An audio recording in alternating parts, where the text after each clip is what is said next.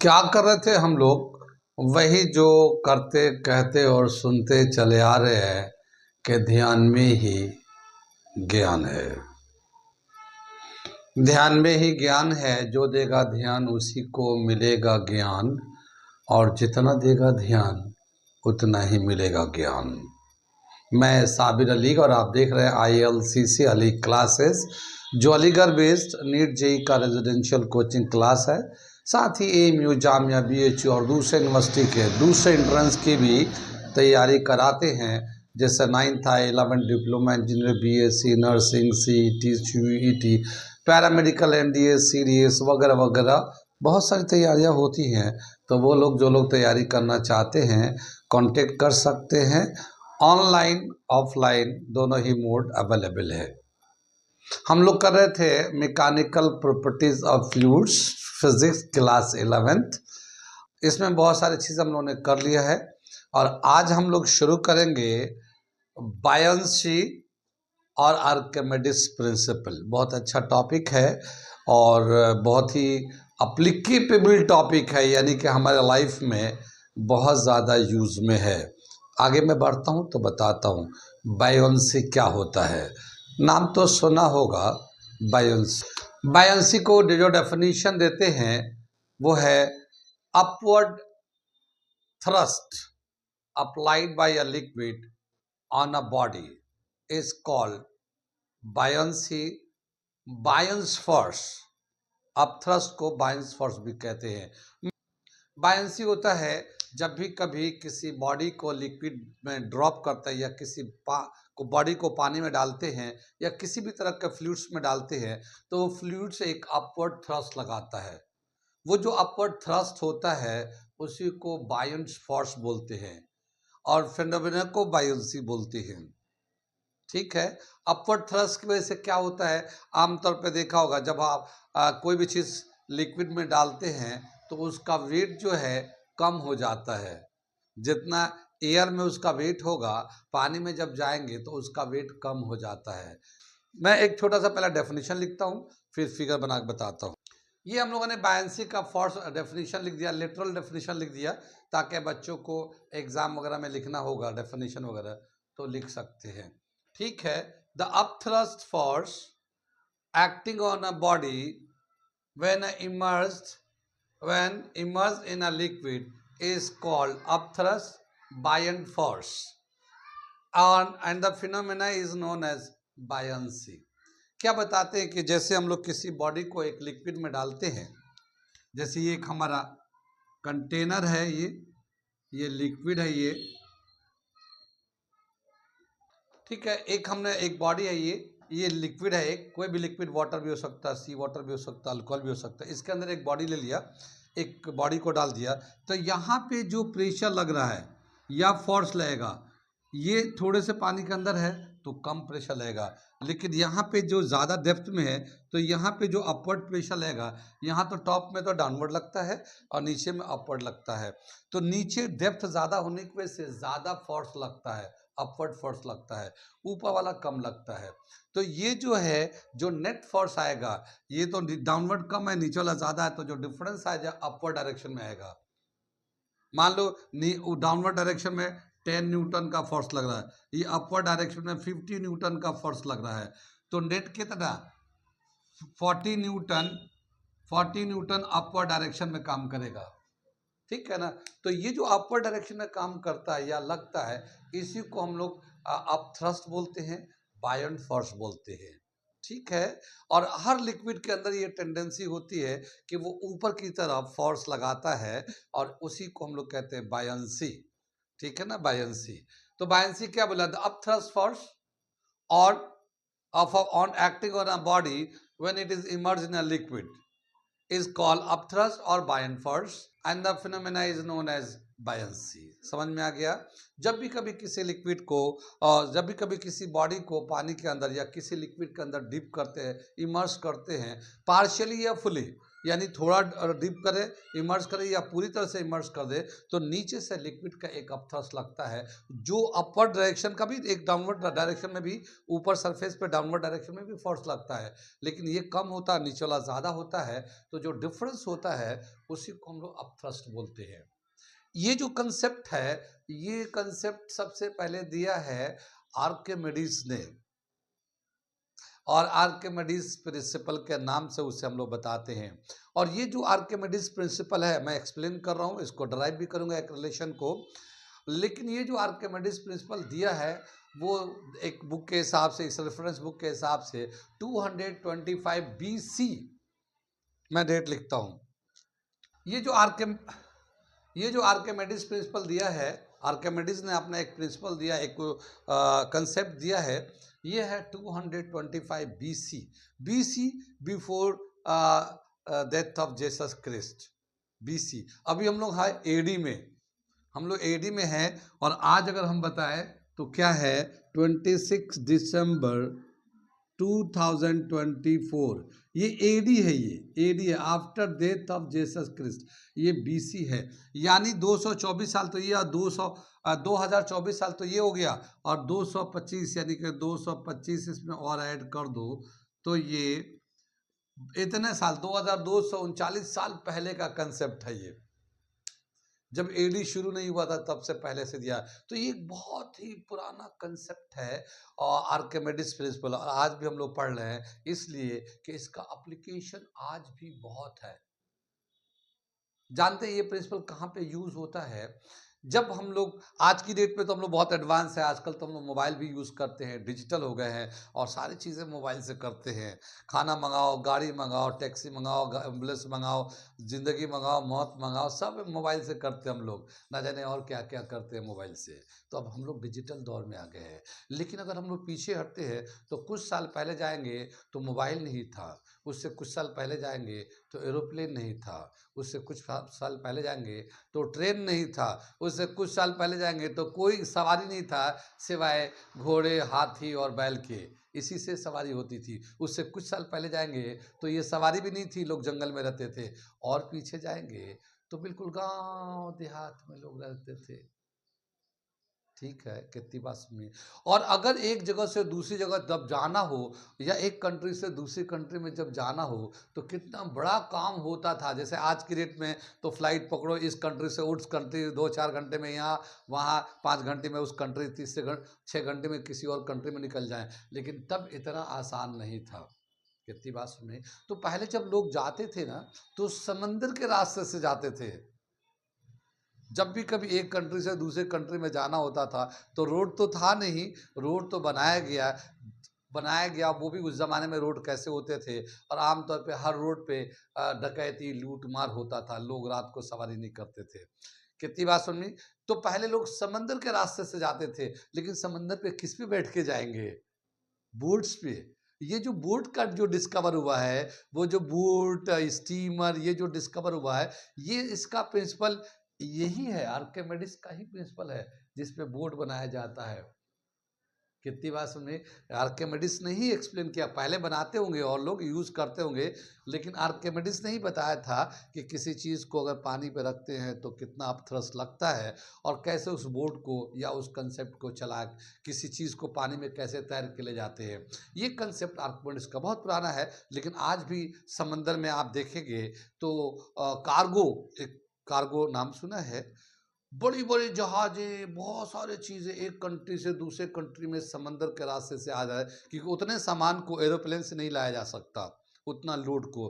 तो समंदर में बहुत बड़े बड़े समंदर में जहाज है, ठीक है, उस पे सामान लोड करके आज भी चल रहे हैं। मगर प्रिंसिपल कौन सा है? यही प्रिंसिपल है, मगर ये एक मॉडिफाइड प्रिंसिपल है, नए तरीके और नए अंदाज से हम लोग इस्तेमाल कर रहे हैं, कंसेप्ट वही है। कितनी बात सुन में आई। आर्किमिडीज के बारे में एक कहानी भी बहुत मज़ेदार है, और थोड़ा बताऊंगा मैं। पहले मैं थोड़ा आगे बढ़ता हूँ, तो अगर टाइम मिला तो मैं उसके एक कहानी भी बताऊंगा, आर्किमिडीज की क्या कहानी रही है और कैसे इसका डिस्कवर हुआ है। ठीक है ना? लेकिन अभी थोड़ा सा मैं आगे बढ़ाता हूँ, ठीक है। आगे चले हम लोग, कितनी बात समझ में।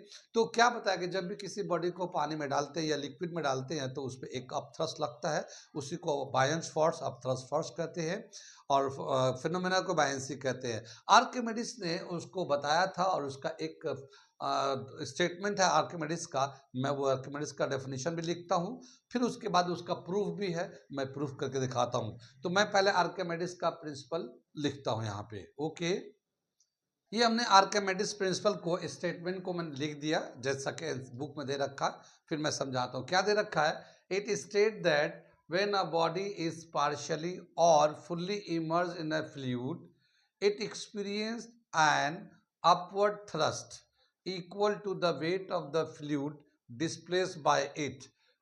ठीक है, क्या बताया कि जब भी कभी एक बॉडी को फ्लूइड के अंदर डालते हैं, या तो वो पार्शियली फिल हो, पार्शियली सिंक हो, या फुल्ली इमर्ज्ड हो, पानी के अंदर डूबा हो, तो वो जितना पानी को हटाता है, पानी को जितना डिस्प्लेस करता है, उस पानी का जितना वेट होगा उतना ही अपथ्रस्ट लगता है। तो अपथ्रस्ट इज, अपथ्रस्ट मतलब एक तरह का फोर्स लगता है, and the upthrust is equal to weight of the liquid displaced by the body sink inside the liquid which is immerse in the liquid. यानी जितना बॉडी का पार्ट पानी में डूबा हुआ है और जितना पानी को उसने डिस्प्लेस किया है, उतने पानी का जो वेट होगा उतना ही अपथ्रस्ट लगेगा, उतना ही फोर्स लगेगा। ये उसने, ये डेफिनेशन का मतलब हो गया यहाँ तक।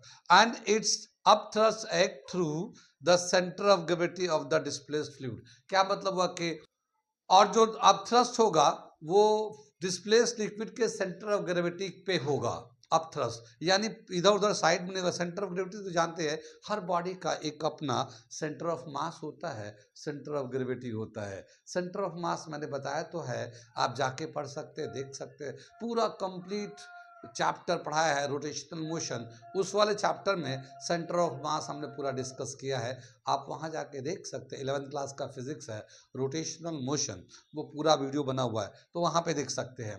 वेल, इतनी बात समझ में आएगी। क्या बताए कि जब भी किसी बॉडी को किसी फ्लूइड में पार्शियली या फुली इमर्स करते हैं, तो जितना वो पानी को हटाता है, डिस्प्लेस करता है, उतने पानी का जो वेट होगा उतना ही अपथ्रस्ट लगता है। ये स्टेटमेंट में हो गया। अब मैं इसको एक प्रूफ करके दिखाता हूँ।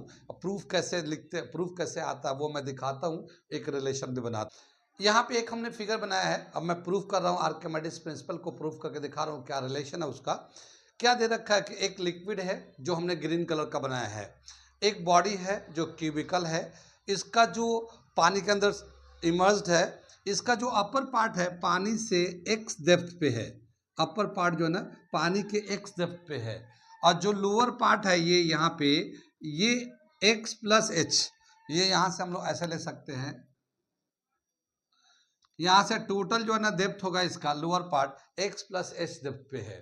ठीक है, यहाँ पे जो अपर सरफेस पे एक लिक्विड की वजह से जो प्रेशर लग रहा होगा वो डाउनवर्ड डायरेक्शन में लग रहा होगा इस सरफेस पे, अब उस वैसे ही प्रेशर नीचे से भी लग रहा होगा। ठीक है ना, नीचे भी प्रेशर लग रहा होगा, बॉटम पे भी लग रहा होगा, ये टॉप पे लग रहा होगा, लेकिन टॉप वाले पे जो फोर्स लग रहा होगा वो डाउनवर्ड डायरेक्शन में होगा, और बॉटम वाले से जो थ्रस्ट लग रहा होगा अप थ्रस्ट, वो अपवर्ड डायरेक्शन में होगा। ठीक है, इसी तरह से लेफ्ट राइट, यानी लेफ्ट से भी प्रेशर पड़ रहा होगा ऐसे, या फोर्स लग रहा होगा, राइट से भी लग रहा होगा, तो लेफ्ट एंड राइट से जो लग रहा होगा उसका नेट फोर्स 0 हो जाएगा, क्योंकि दोनों बराबर बराबर लगेगा इधर से इधर से। यहाँ पे तो कम डेप्थ है और ये ज़्यादा डेप्थ है, तो इन दोनों में डिफरेंस है, लेकिन लेफ्ट राइट से जो साइड्स पे दो वॉल पे लग रहा है प्रेशर, वो दोनों एक दूसरे के इक्वल है ना, अपोजिट है, तो नेट फोर्स जो लगेगा वॉल पे वो 0 हो जाएगा, लेकिन टॉप एंड बॉटम पे जो थ्रस्ट या प्रेशर लगेगा, फोर्स लगेगा, वो इक्वल नहीं होगा, अपोजिट डायरेक्शन में है और डिफरेंस भी है। तो कितना अप थ्रस्ट लगेगा, कितना, यानी नीचे वाला जो फोर्स लग रहा है ऊपर वाले के कंपेयर में कितना ज़्यादा लग रहा है। अब हम लोग प्रूफ करने जा रहे हैं इसको कि क्या रिलेशन होगा। ठीक है, कितनी बात समझ में आई। ये फिगर है प्रूफ ऑफ आर्किमिडीज प्रिंसिपल। ठीक है, ये प्रूफ कर है, क्या बताया कि जो अप थ्रस्ट प्रेशर जो ना अपर वाले सरफेस पे कितना प्रेशर लगेगा, पहले वो देखते हैं। प्रेशर कैसे निकालते हैं हम लोग लिक्विड में, कैसे निकालते हैं, H ρg, सरफेस के कंपेयर में अगर हम लोग पानी में जो भी कोई बॉडी होता है तो उसका जो pressure exerted by a liquid कैसे निकालते हैं, एच रो जी। ये एच का मतलब होता है डेप्थ, कितना नीचे है, rho density of the liquid है, और जी ग्रेविटी है। कितनी बात समझ में आई? तो pressure exerted on the upper surface, pressure exerted on the upper surface of the body, क्या लिखेंगे इसको, P1 ले लेते हैं हम लोग। P1 is equal to x rho g, क्योंकि ये यहाँ पे एक्स डेप्थ में है। ये कितनी बात समझ में आई? तो ये P1 ले लिया हम लोगों ने अपर सरफेस के लिए। अगर हम लोग यहाँ पे फोर्स कितना लग रहा है तो कैसे निकालेंगे, या थ्रस्ट कितना लग रहा है तो कैसे निकालेंगे, force acting, thrust acting downward on the upper surface. Upper surface पे कितना फोर्स लग रहा है, डाउनवर्ड डायरेक्शन में। तो फोर्स कैसे निकालेंगे, F1 is equal to P1A। ठीक है ना, ये तो हम लोग जानते हैं ना, प्रेशर हो जाता है फोर्स अपॉन एरिया, तो ये इधर करेंगे तो फोर्स निकल जाएगा ये। ठीक है, लेकिन अपर सरफेस पे डाउनवर्ड डायरेक्शन में, तो ये डाउनवर्ड लिख दिया हम लोगों ने। P1 का वैल्यू दे रखा एक्स रो जी, और ये A है तो A हम यहाँ लिख दिए, पहले लिख दिए, ये इक्वेशन 1 लिख दिया, A एक्स रो जी। ये हमारा force on the upper surface लग रहा है। यहाँ तक क्लियर हो गया। अब हम लोग चलते हैं pressure at the bottom. Pressure एक स्केलर क्वांटिटी है, इसलिए हम लोग प्रेशर का डायरेक्शन नहीं बता सकते, क्योंकि लिक्विड में जो है ना प्रेशर हर तरफ लगता है, इधर भी लगता है, इधर भी लगता है, तो उसका एक कोई प्रॉपर डायरेक्शन नहीं होता, इसलिए प्रेशर जो है ना एक स्केलर क्वांटिटी होता है। तो खाली हम लोग प्रेशर का एक वैल्यू निकालते हैं, और देखिए क्या है, pressure acting on the bottom, pressure exerted on the bottom of the body।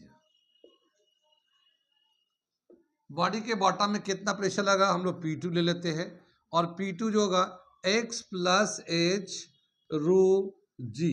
ये जो बॉटम है ये h, ये तो h लेंथ है, ये x, तो टोटल कितना नीचे है वो, ये टोटल x प्लस एच रो जी। कितनी बात समझ में, ये तो प्रेशर हो गया ये। अब हम लोग फोर्स एक्सर्टेड या up thrust exerted at the bottom, तो फोर्स और अप थ्रस्ट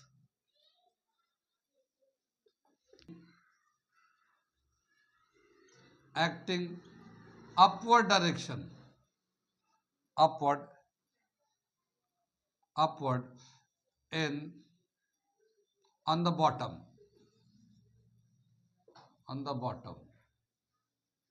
क्या मतलब हुआ, फोर्स का ये up thrust acting upward on the bottom of the body के बॉटम में कितना फोर्स लगेगा। अब हम लोग इसको F2 लिख देते हैं, P2A ले लेते हैं। P2 का वैल्यू क्या होगा, ये है x h, दोनों को प्लस किया, A रो जी, ये हम लोगों ने लिख दिया यहाँ पे। कितनी बात सुन, अब ये जो ना F2 जो है ज़्यादा है, क्योंकि नीचे गहराई में है ना, तो यहाँ पे तो फोर्स ज़्यादा लगता है, थ्रस्ट ज़्यादा लगता है, तो इन दोनों का जो डिफरेंस होगा वो नेट अप थ्रस्ट होगा। नेट अप थ्रस्ट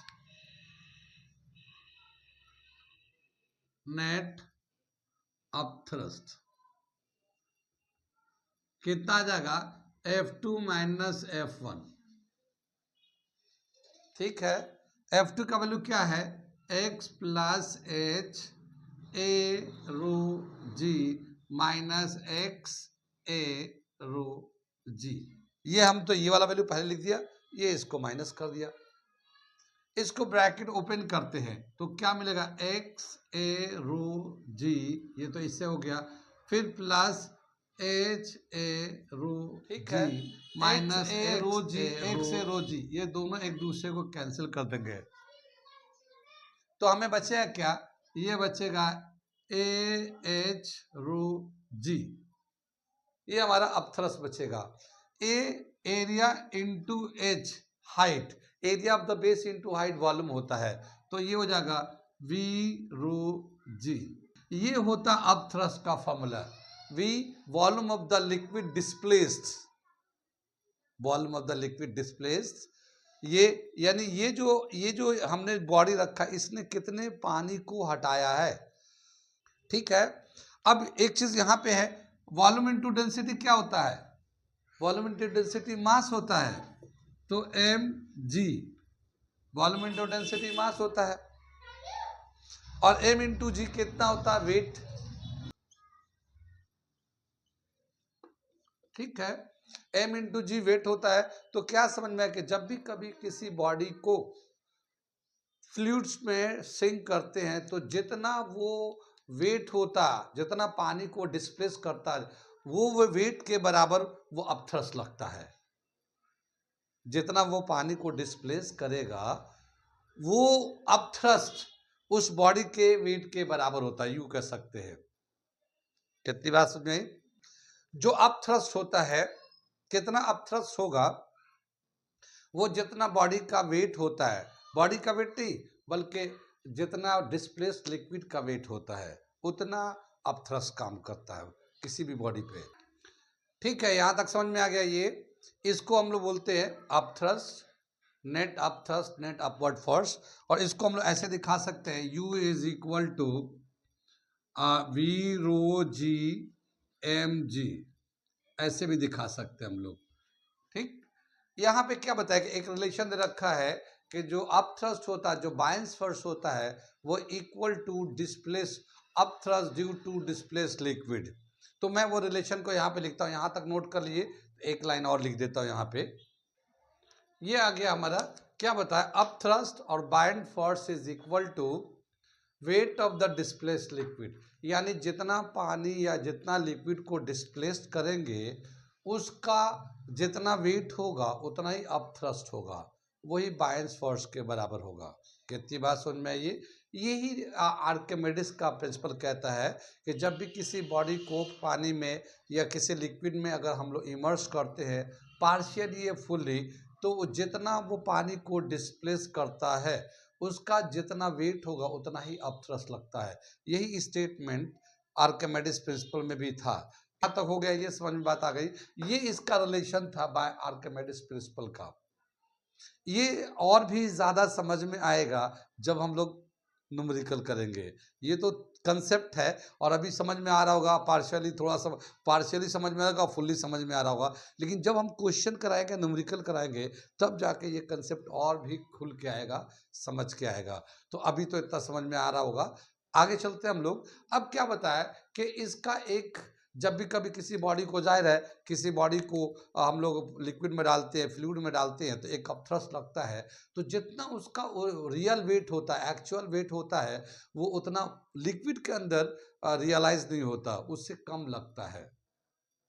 ठीक है ना, उससे कम लगता है, उसको कहते हैं एपरेंट वेट।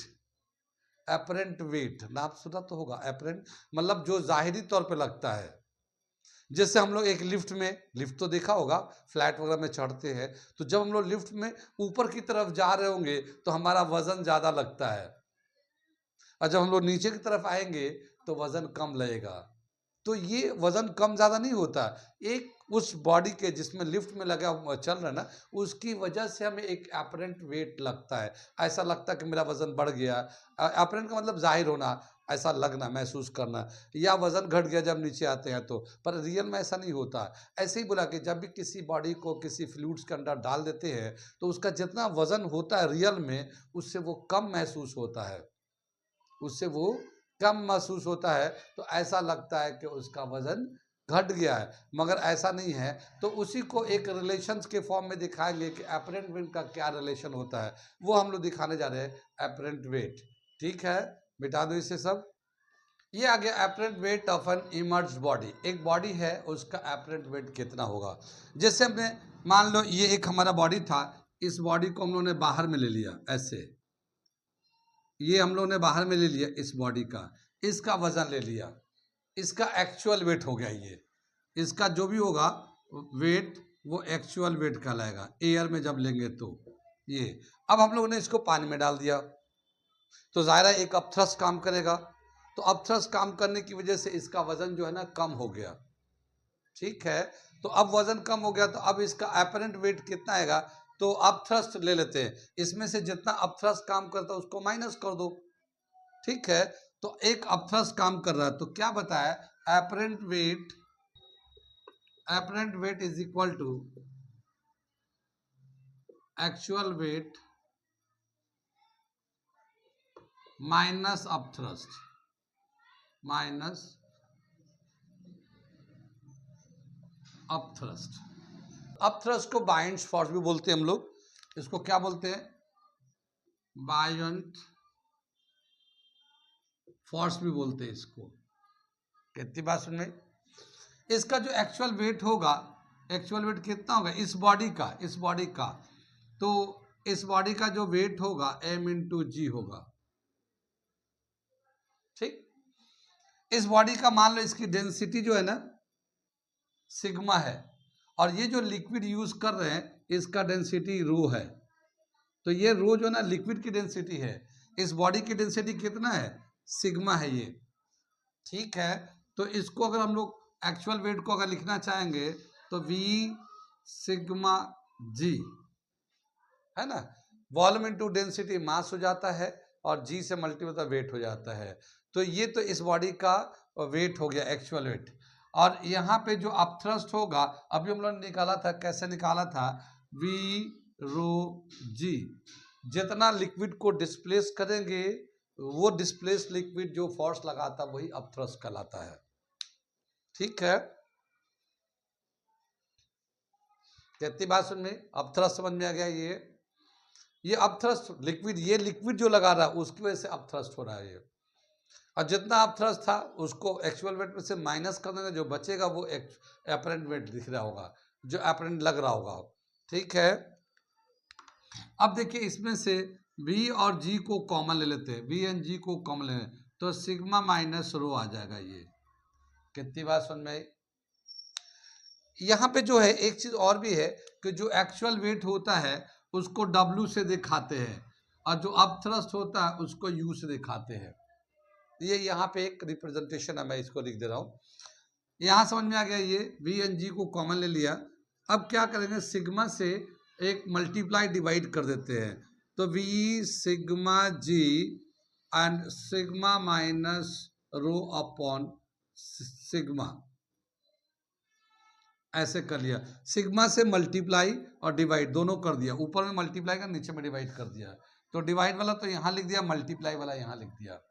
अब ये देखिए ये जो है इसके बराबर है, और ये जो है ना वेट है, तो ये तो वेट के बराबर हो गया ये, और इसको अलग अलग करेंगे तो ये 1 minus rho upon sigma, 1 minus rho upon sigma, ये हमारा एपरेंट वेट का फॉर्मूला आ गया, एपरेंट वेट का फॉर्मूला हो गया। इसको अगर हम लोग और थोड़ा अरेंज करके लिखेंगे तो कैसे लिखेंगे ये मैं बता रहा हूँ। ये W तो ऐसे ही रहेगा, ये 1 ऐसे ही रहेगा, ये डेंसिटी ऑफ द फ्लूइड, रो क्या है, डेंसिटी ऑफ फ्लूइड, जिस फ्लूइड में रखा गया उसकी डेंसिटी है, और नीचे जो है ना डेंसिटी ऑफ द बॉडी, जिस बॉडी को यूज कर रहे हैं। यहाँ पे बॉडी हो सकता है वो लकड़ी का बना हो सकता है प्लास्टिक का बना हो सकता है आयरन का बना हो, कॉपर का बना हो, किसी और चीज का बना हो।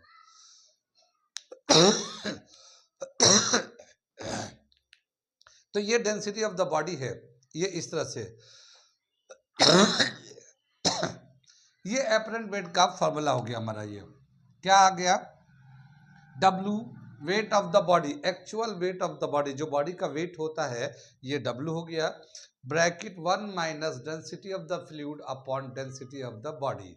ये हमारा एपरेंट वेट का फॉर्मूला हो गया। ये कहाँ तक समझ में आई इसे, समझ में आ गया ये? तो ये नोट कर लिए, एपरेंट वेट का ये फॉर्मूला हो गया।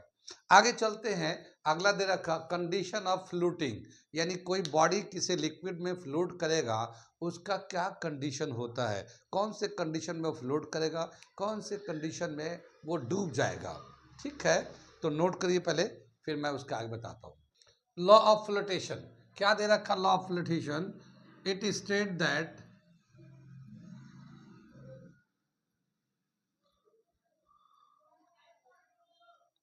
a body will float, a body will float in a liquid, displaced liquid,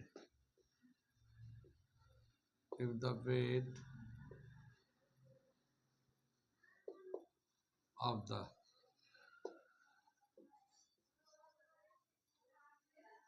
displaced liquid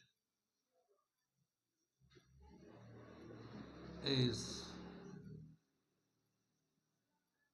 equal to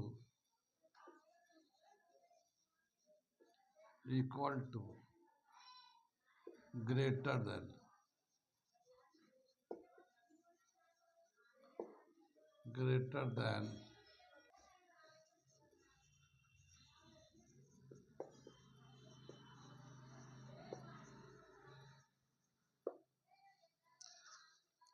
क्या दे रखा लॉ ऑफ फ्लोटेशन का? एक फ्लोट, कोई भी बॉडी फ्लोट कब करेगा उसका कुछ लॉ दे रखा, उसका एक स्टेटमेंट दे रखा है कि it state that a body will floats in a liquid if the weight of the displaced liquid is equal to greater than the weight of the body, यानी एक बॉडी पानी में तब फ्लोट करेगा अगर उससे हटाए हुए लिक्विड का वेट, डिस्प्लेस्ड लिक्विड का वेट उस बॉडी के वेट से ज्यादा हो या उसके बराबर हो। अगर उस डिस्प्लेस्ड लिक्विड का वेट उस बॉडी के वेट के बराबर होगा या फिर ज्यादा होगा तब तो बॉडी फ्लोट करेगा, और अगर कम हो गया तो बॉडी सिंक कर जाएगा। कितनी बात समझ में आई? दो बातें यहाँ पे है, एक होता है कि डिस्प्लेस्ड लिक्विड यानी कितना पानी को हटाया गया, wait of the displaced liquid एक, और दूसरा एक बॉडी है जिसका अपना वेट होता है। तो दो वेट है यहाँ पे, एक वेट ऑफ द बॉडी है जो हम लोग जितनी देर पे बताया यही बात है, वेट ऑफ द बॉडी है जो एयर में लेते हैं हम लोग, और एक होता है जब उसको डालते हैं तो कितने पानी को डिस्प्लेस करता है, उस डिस्प्लेस लिक्विड का वेट कितना है। ठीक है, डिस्प्लेस लिक्विड का वेट कितना है, तो जो डिस्प्लेस लिक्विड का वेट है उसी पे डिसाइड होगा कि ये बॉडी फ्लोट करेगा या सिंक करेगा। अगर उस डिस्प्लेस लिक्विड का वेट इस बॉडी का जितना वेट है या तो इसके बराबर हो जाए या इससे ज्यादा होगा तब तो फ्लोट कर जाएगा, लेकिन अगर डिस्प्लेस्ड लिक्विड का वेट इस बॉडी के वेट से कम हुआ तो फिर वो सिंक कर जाएगा, डूब जाएगा। तो दो चीजें ध्यान रखने की बात है, एक डिस्प्लेस्ड लिक्विड और दूसरा वेट ऑफ द बॉडी, और इसी का कंपैरिजन है। हम इसके कंपैरिजन में तीन कंडीशन है, तो मैं तीन फिगर बना देता हूं और फिर मैं उसको अलग अलग एक्सप्लेन करता हूं। क्या चीज कंडीशन दे रखा है कि या तो डिस्प्लेस्ड लिक्विड का वेट उस बॉडी के वेट से कम हो, या फिर डिस्प्लेस्ड लिक्विड का वेट उस बॉडी के वेट के बराबर हो, या फिर डिस्प्लेस्ड लिक्विड का वेट उस बॉडी के वेट से ज्यादा हो। तो ये तीन कंडीशन है, तो इन तीन कंडीशन को मैं एक फिगर पिक्चर बना रहा हूँ, फिगर बना के दिखा रहा हूँ, फिर मैं उसको एक्सप्लेन करता हूँ। ये समझ में बात आ गई? तो मैं पहले उसको फिगर बनाता हूँ। ठीक है, हमने ये तीन फिगर बनाया है ये दिखाने के लिए कि कब डूबेगा और कब क्या होगा, लॉ ऑफ फ्लोटेशन के हिसाब से। देखिए ये क्या बताया कि वेट ऑफ डब्ल्यू जो है ना वेट ऑफ द बॉडी है, डब्ल्यू जो है वेट ऑफ द बॉडी और यू जो है ना अपथ्रस्ट है।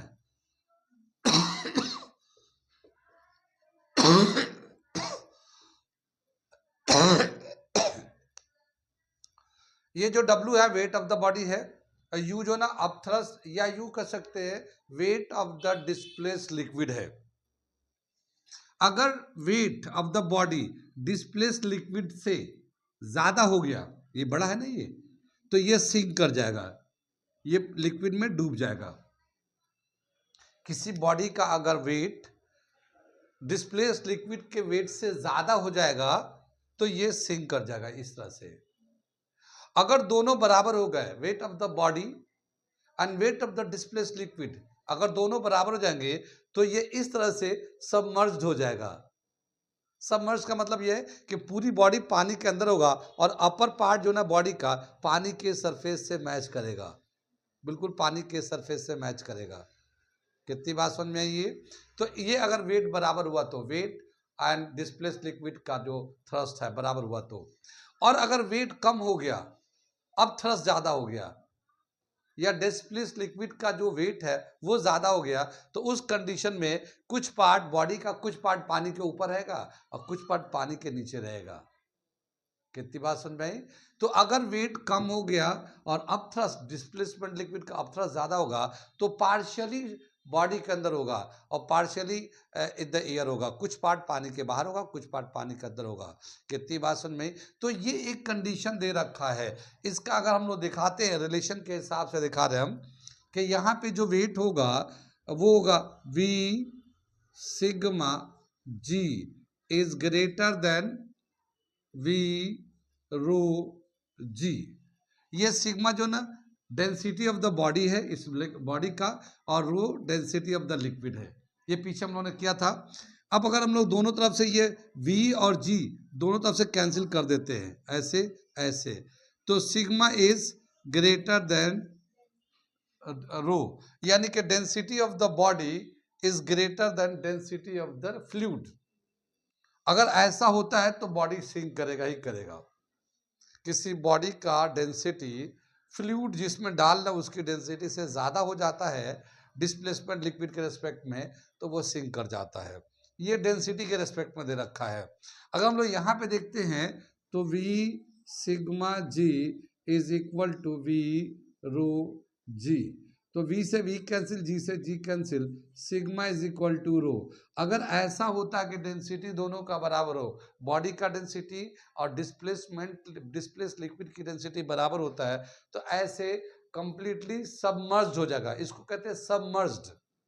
सबमर्ज्ड बॉडी पूरा पानी के अंदर होगा और उसका बॉडी का अपर सरफेस पानी के सरफेस से बिल्कुल मैच कर जाएगा ये, ठीक। और अगर यहाँ पे इस तरह से देखते हैं तो V sigma G is greater than, नहीं, is less than V rho G, तो V से V कैंसिल, G से G cancel, sigma is less than rho. यानी अगर किसी बॉडी की डेंसिटी पानी के या लिक्विड की डेंसिटी से कम है, यानी density of the fluid is greater then density of the body, तो ये बॉडी फ्लोट करेगा और इसका कुछ पार्ट बाहर भी रहेगा, कुछ पार्ट पानी के अंदर रहेगा। ये एक दे रखा लॉ ऑफ फ्लोटेशन के हिसाब से। कहाँ तक समझ में आया? यहाँ पे एक रिलेशन ये आता है कि अगर कोई बॉडी का डेंसिटी डिस्प्लेसमेंट लिक्विड के डेंसिटी से कम होता है तो जाहिर है कुछ पार्ट बाहर रहेगा, कुछ पार्ट पानी के अंदर होगा। तो कितना पार्ट पानी के बाहर होगा और कितना पार्ट पानी के अंदर होगा, उसका हम लोग एक रिलेशन दिखाने जा रहे हैं। उसको बोलते हैं partially submerged part of a body. यानी पार्शियली मतलब कुछ पार्ट जो ना पानी के अंदर है, वो कितना अंदर है उसका एक रिलेशन निकालने जा रहे हैं। यहाँ तक तो समझ में आ गया, नोट कर लीजिए इसको, ठीक है। ये अगला हेडिंग आ गया क्या? Fractional submerged volume of floating body. ये फ्रैक्शनल है, ये मैं फिर से लिख देता हूँ, fractional submerged volume of the floating body. क्या बताया कि जैसे ये वाला कंडीशन हमें लेना है, ये पूरे बॉडी जो है इसका वॉल्यूम तो V होगा, पूरे बॉडी का वॉल्यूम V होगा, ठीक। ये कोई भी बॉडी लेते हैं उसका वॉल्यूम V हो गया। अब हमें जब इसमें फ्लूइड में डाला तो कितना पार्ट पानी के अंदर है, तो हम लोग यहाँ पे लेते हैं जो पार्ट पानी के अंदर है, तो ये हमारा इतना पार्ट पानी के अंदर है ये, ठीक है ना। ये वाला पार्ट जो ना पानी के अंदर है, ये इतना पार्ट, ये वाला पार्ट, तो इसका वॉल्यूम एक अपना एक V डैश हो जाएगा, ये है ना। जितना पार्ट पानी के अंदर है उसका वॉल्यूम V डैश होगा, और जितना पानी के अंदर होगा उतना ही, उतना लिक्विड को डिस्प्लेस किया होगा। जितना पार्ट उसका पानी के अंदर है उतना ही पानी को उसने हटाया होगा, तो डिस्प्लेस लिक्विड हुआ होगा, तो वो V डैश है। और ये पूरा वॉल्यूम V है, यानी यहाँ से यहाँ पूरा इसका वॉल्यूम V है। इतनी बात यहाँ तक समझ बात आ गई है। तो क्या बताया, let the volume of the body be V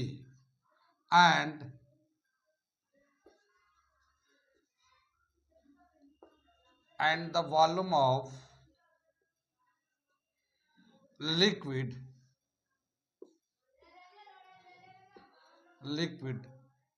displaced is equal to V dash. ये समझ में आ गया V डैश का मतलब हुआ, जितना वो पानी में होगा उतना ही पानी को या लिक्विड को डिस्प्लेस किया होगा, तो V डैश हो गया। At equilibrium,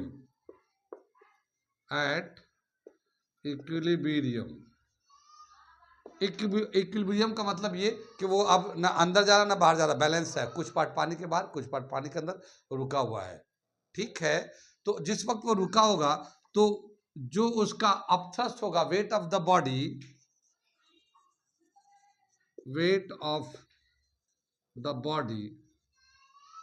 is equal to weight of displaced liquid,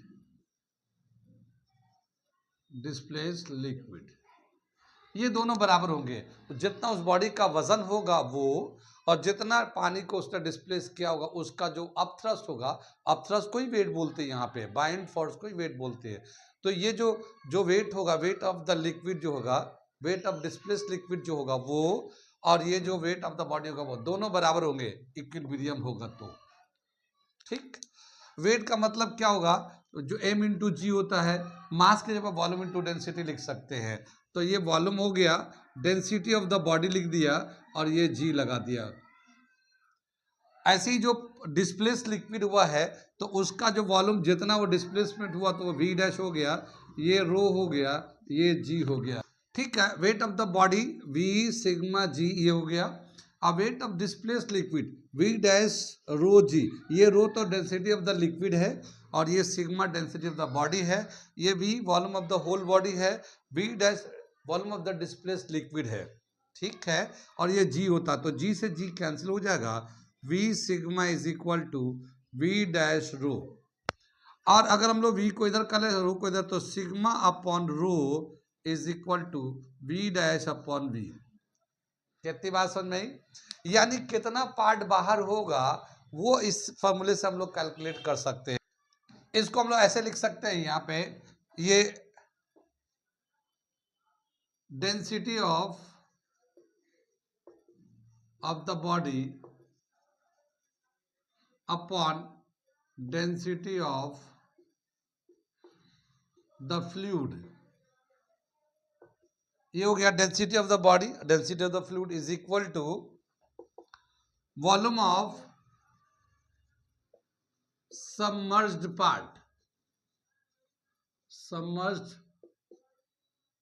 part of the body, यानी बॉडी का कितना पार्ट पानी में डूबा हुआ है, जितना डूबा होगा उतना ही तो पानी को हटाया होगा। तो volume of submerged part of the body upon total volume of the body, ये V जो है टोटल वॉल्यूम है। तो ये टोटल वॉल्यूम है, ये volume of the body submerge पानी के अंदर जो डूबा हुआ है, और ये density of the body upon density of the liquid. ये दे रखा था हमारा रिलेशन कि कितना पार्ट पानी के बाहर है कितना पानी के अंदर है। इसको कैलकुलेट करने के लिए इस तरह से हम लोगों ने रिलेट करके निकाल दिया। ये हो गया हमारा बायन्सी, आर्किमिडीज प्रिंसिपल और उससे रिलेटेड कुछ रिलेशंस हमारे। अब इस कंसेप्ट को और क्लियर करने के लिए हम लोग को न्यूमेरिकल करना पड़ेगा, और न्यूमेरिकल करेंगे तभी जाके और बहुत सारी बातें हमें क्लियर होगा। तो अगले क्लास में करेंगे न्यूमेरिकल। वो बच्चे जो नीट जेईई की तैयारी करना चाहते हैं वो हमारे चैनल को सब्सक्राइब कर ले।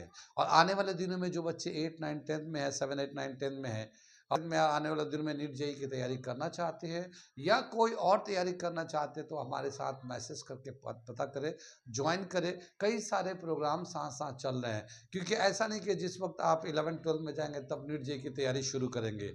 अगर चाहें तो आप अभी से ही प्लान करके शुरू कर सकते हैं।